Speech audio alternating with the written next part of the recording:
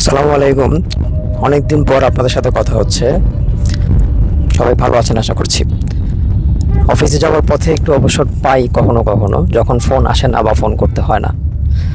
তো একটা recent experience থেকে গল্পটা বলতে চাচ্ছি। সেটা হচ্ছে যে কিছুদিন আগে একটা ইন্টারভিউ ফেস করলাম। ইন্টারভিউটা ইন্টারনাল, অর্থাৎ আমার অর্গানাইজেশন আমাকে অ্যাসেস করার জন্য একটা ইন্টারভিউ করেছে যে আমি কেমন করছি, এবং সেটা একটা 360 ডিগ্রি অ্যানালাইসিস হয়। আমার পিয়ার কলিগসরা, আমার সাবঅর্ডিনেট, আমার সুপারভাইজার, তারা সবাই আমাকে ইভ্যালুয়েট করে। তো ইন্টারভিউতে একটা প্রশ্ন এসেছিল যে আমার লাইফের সবথেকে বড় ভুল বা শিক্ষণীয় এক্সপিরিয়েন্স।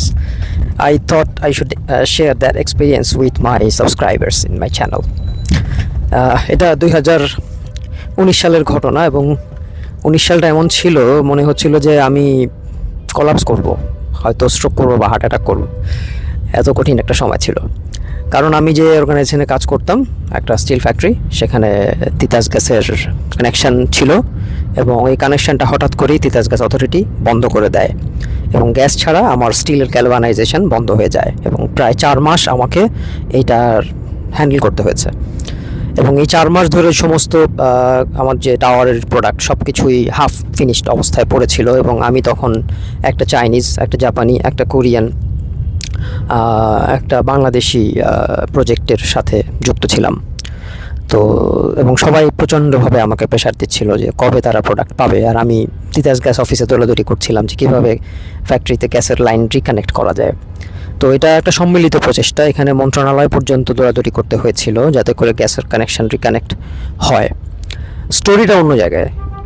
স্টোরিটা হচ্ছে যে এই যে আমার 4টা কাস্টমার, তাদের 4 জায়গায় 4 ধরনের প্রজেক্ট, এবং সবগুলোই খুবই ইম্পর্ট্যান্ট, বাংলাদেশের জন্য ইম্পর্ট্যান্ট। কারণ পায়রা পাওয়ার প্ল্যান্টের ব্যাকফিট পাওয়ার দিচ্ছিল চাইনিজ একটা কোম্পানি সিসিসি।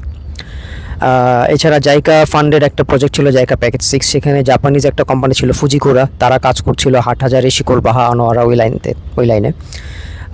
আপনারা জানেন যে ওইদিকে একটা বড় পাওয়ার প্ল্যান্টের হাব আছে।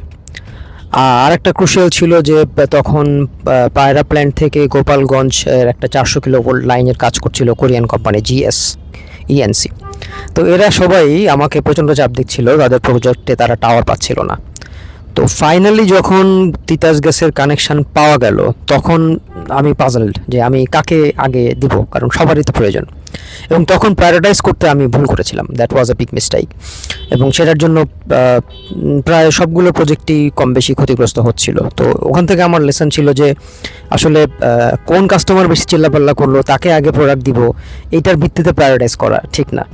আসলেই কোন প্রজেক্টটা বেশি ইম্পর্টেন্ট সেটা প্রজেক্টের এন্ড ইউজারকে প্রশ্ন করতে হয়, এবং এন্ড ইউজারকেই সিদ্ধান্ত নেওয়ার সুযোগ দিতে হয় যে আপনার ধরেন 3টা প্রকল্প আছে, এর মধ্যে কোনটাতে আপনি আগে চান বা কোনটাতে আপনি বেশি চান, রেশনিং করার যে বিষয়টা, প্রায়োরিটাইজ করার বিষয়টা। So that was a lesson for my life time যে আমার কখনোই উচিত না প্রায়োরিটি সেট করার ব্যাপারে একার সিদ্ধান্ত নেওয়া, কারণ আমি একা আসলে সব কিছু সব ডাইমেনশনে দেখতে পাই না, সব অ্যাঙ্গেল থেকে দেখতে পাই না। সো এখানে সিনিয়রদের সাথে কথা বলা, এন্ড ইউজারের সাথে কথা বলা, স্টেক হোল্ডার যারা আছে তাদের সাথে কথা বলে প্রায়োরিটাইজ করতে হয়। So that was a lesson that I have learned in back in 2019।